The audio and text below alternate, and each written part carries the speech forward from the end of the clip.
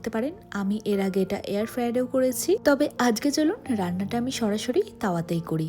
তো দেখতেই পেলেন 1 চামচ ঘি আমি এইভাবে ফ্রাইং প্যানের উপরে ব্রাশ করে নিয়েছি, আর তারপরে মুরগ মালাই টিক্কাটা একদম লো ফ্লেমে রান্না করতে বসিয়ে দিয়েছি।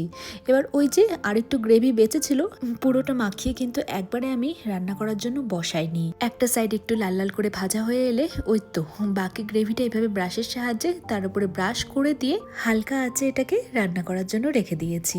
এর আগে সম্পূর্ণ গ্রেভি একবারে মাখিয়ে দিয়ে আমি যখন তাওয়ার মধ্যে রান্না করেছিলাম, বেশিরভাগ গ্রেভিটাই না ওই তাওয়ার নিচে লেগে গিয়েছিল, পরে আর খাওয়া যায়নি সেটা। সেজন্যই তাওয়াতে রান্না করলে এইভাবে রান্না করি, আর ওভেনে রান্না করতে গেলে মেখে মুখে সবকিছু একবারেই বসিয়ে দিই।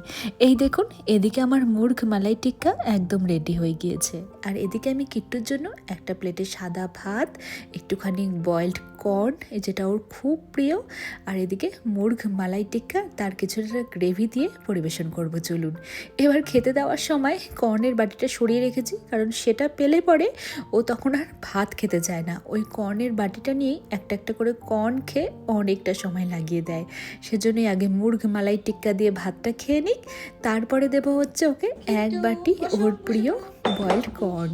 কিট্টু কিট্টু বসো, বসে পড়ো। এটা কি? তুমি খেতে ভালোবাসো? ওকে দাঁড়াও, টেবিলটা লাগিয়ে দিই। দাঁড়াও দাঁড়াও দাঁড়াও দাঁড়াও, গমো মামা। ভালো হয়েছে? কেমন হয়েছে?